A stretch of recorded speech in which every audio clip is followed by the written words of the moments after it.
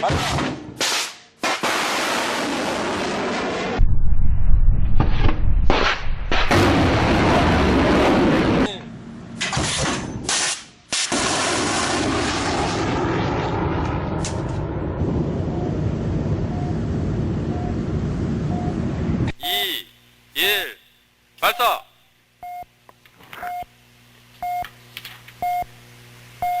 발사 정상.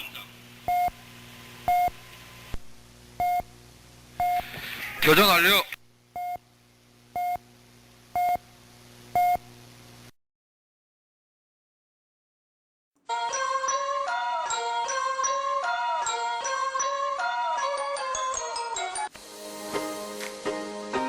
Welcome to Pimpy's Investment Chat, where we keep investment talk simple. And here's your host, Pimpy. What is going on out there, peeps? All right, you seen it. That's an example of some new toys that was acquired by Iraq from Korea. So they picked up missile defense systems and a couple of other toys. Let's get into this. Before we get started, do me a favor, hit the thumbs up button.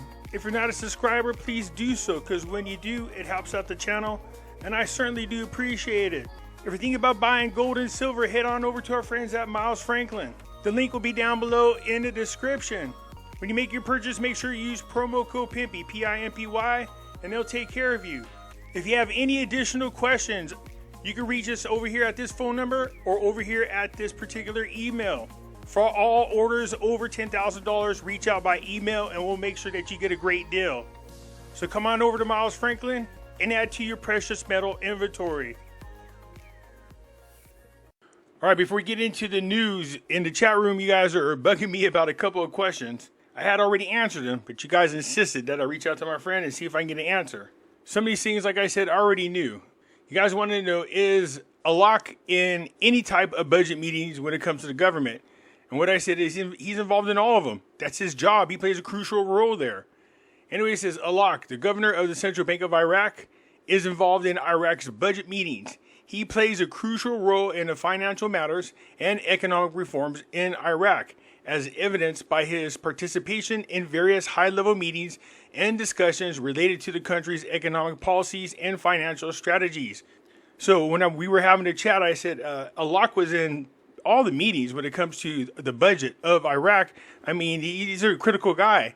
And somebody said, no, he's not in all the meetings. I said, in all the major meetings, he's going to be in them. That's his job.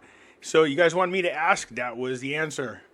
So yes, Alak is in pretty much all of the meetings regarding Iraq's budget. He plays a crucial role in there. Then you guys insisted on me asking this one. You guys keep telling me, oh, Iraq is going to be the savior of the financial world. I was like, no, they're not. Good Lord, where'd you guys get this crap from? And you're like, oh, it's out there in the article. No, there's no article. And I keep asking you guys to prove it to me. And you guys have not provided me with any article whatsoever where it says that Iraq is going to be the savior of the global financial world. But I went ahead like a dumb ass and asked my friend about this anyways. He said, Iraq is not positioned to be a savior of a global financial system. While Iraq has made efforts to stabilize its economy, improve governance, and enhance its financial systems, it faces significant challenges such as a booming currency black market, tax evasion, money laundering issues, and dollar smuggling to countries facing international sanctions like Iran. These challenges indicate that Iraq's financial system is still vulnerable and in need of further reforms to align with international standards and regulations. Iraq's adoption of the SWIFT system and efforts to increase overseas dollar transactions through the official channels are steps towards improving transparency and compliance with international financial norms. However, the thriving black market of foreign currencies, the discrepancies between official and unofficial exchange rates, and the impact of sanctions on dollar transfers to Iranian banks highlighted ongoing weakness in Iraq's financial ecosystem. While Iraq plays a crucial role in the region due to its oil wealth and strategic position, its current financial situation does not position it as a savior of the global financial system. The country needs to continue implementing reforms, combating illicit financial activities, enhancing transparency, and strengthening its banking sector to contribute positively to the global economy.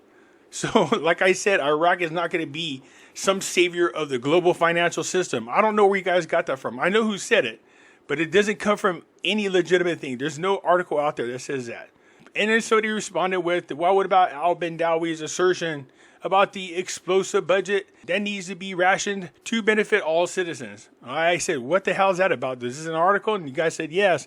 So I asked my friend about this, and for those who wondering, I'm talking about my professor. He's economics, and not just that, he deals with specifically in the banking sectors. That's his specialty. One of these days, I'm going to have to drag him onto this channel so you guys can hear from him. Anyways, this is what he said. Al-Bandawi's assertion about the explosive budget that needs to be rationed to benefit all citizens reflects concerns about global economic disparities, resource allocation challenges, and social justice issues, and the imperative of sustainable development.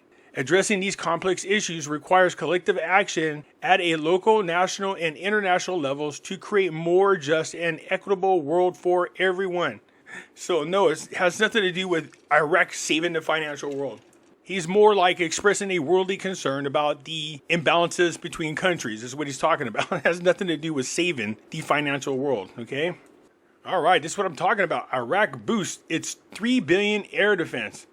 So the video at the beginning shows you the MSAM-2 ballistic air defense system that comes from Korea. Well, they got $2.56 billion worth. But that wasn't the only thing that Iraq got. So all the things you see in here talking about the MSAMs is in this part of the video real quick. I'll show you so you guys can see. These are the little toys that Iraq just picked up. They got 8 of them. Underlining the pressing need for advanced missile defense systems in the Middle East, Iraq has urgently sought 8 batteries of the MSAM-2 air and ballistic missile defense system from South Korea. This significant request, valued at approximately $2.56 billion, was made public on June 1, 2024, through a tweet by @Mason_8718. The MSAM-2, also known as Chang'e-2, is celebrated for its advanced capabilities and reliability in modern combat scenarios. Developed by the Agency for Defense Development, ADD, and manufactured by LIG Nex-1, the MSAM-2 offers robust defense against various aerial threats, including aircraft, cruise missiles, and ballistic missiles. One of its standout features is its advanced radar system, which can simultaneously detect and track multiple targets. This multifunction radar ensures high target identification and engagement accuracy, making the MSAM-2 a formidable defense asset. Which is pretty much right here. Everything it says is in that video. It says right here in this article. In addition, here's a couple more toys that they picked up. Turn that off before I get a copyright. Yes, they picked up a couple of these nifty little drones. Watch how accurate that is. Right through the center. Whoosh.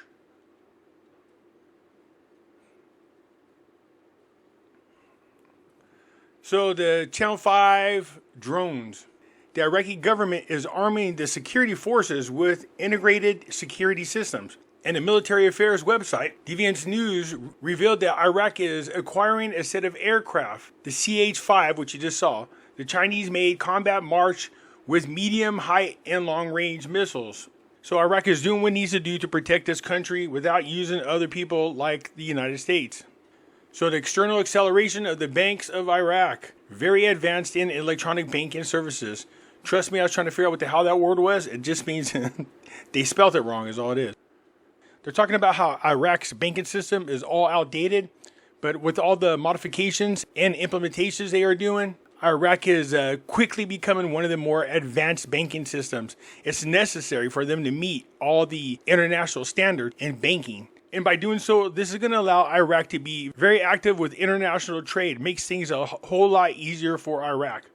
Iraq's central bank reports a surge in bank account growth. Nice, because most of them over there don't trust the banking system. Said the CBI announced on Monday a significant increase in the growth rate of bank accounts over the past years in the country. According to the CBI statement, the growth rate of the bank account surged by 90% from 2018 through 2019, reaching a total of 12.5 million accounts. The growth rate peaked in 2020, maintaining a 90% increase, with the number of bank accounts hitting 12 million. However, the rate dropped significantly in 2021 to its lowest level at 10%, totaling 1.5 bank accounts. The central bank highlighted a rebound in 2022 with a 30% increase, bringing the number of accounts to 4.5 million.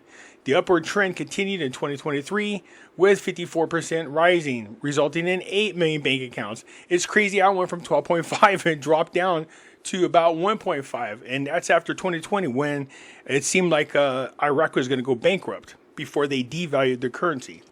The Iraqi people got their money the hell out of the bank is what they did. Parliamentary finance to vote on the 2024 budget schedules and added $2 trillion to provincial shares. As a matter of fact, I believe they just passed the budget. And unfortunately, they did not increase the exchange rate. This is what I was talking about. I know them content creators out there keep promising you guys crap like that. That's why this is called the Grounded channel. There was no indication out there whatsoever that they were going to change the exchange rate.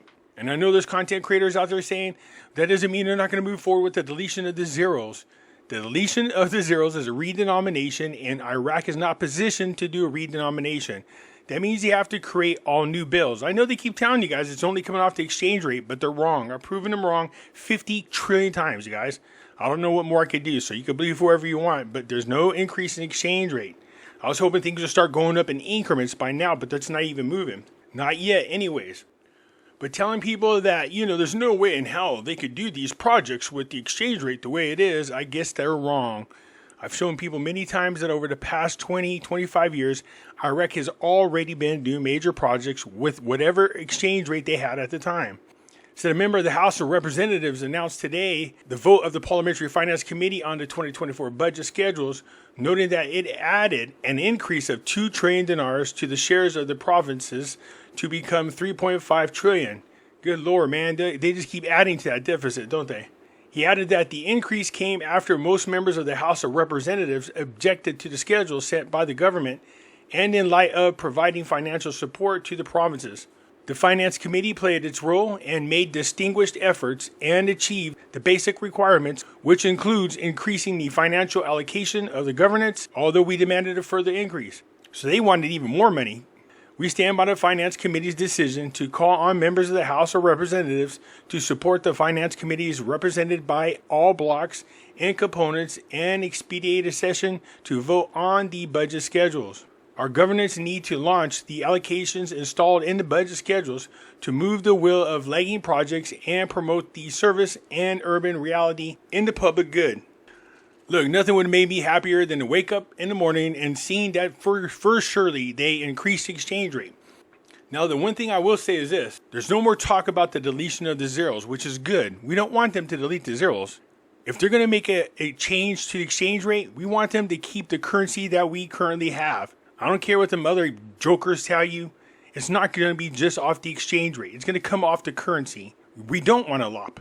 You don't want them to do a deletion of the zeros because it doesn't just come off the exchange rate.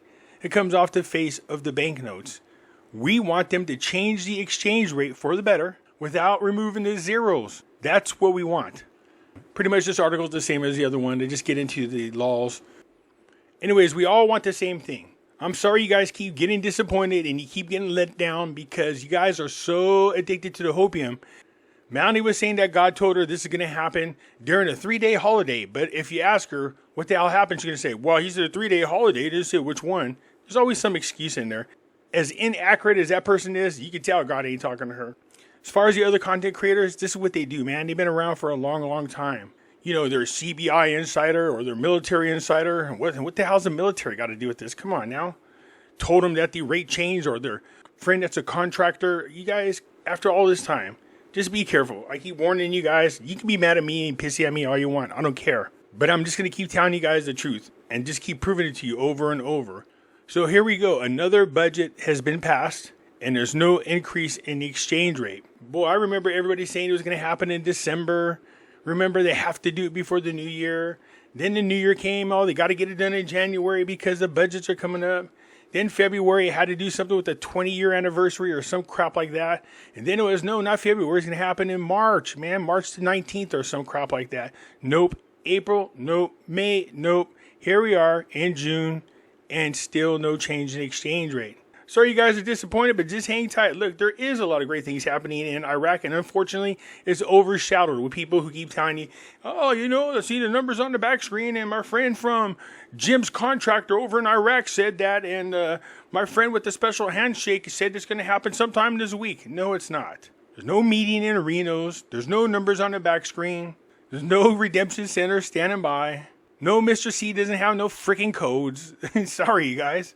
But that's why it's really important to stay grounded and stop just listening to crap like that. You would have thought by now that most of you guys would have learned this. Anyways, I look forward to your comments, and I'll get back at you later. I'm out.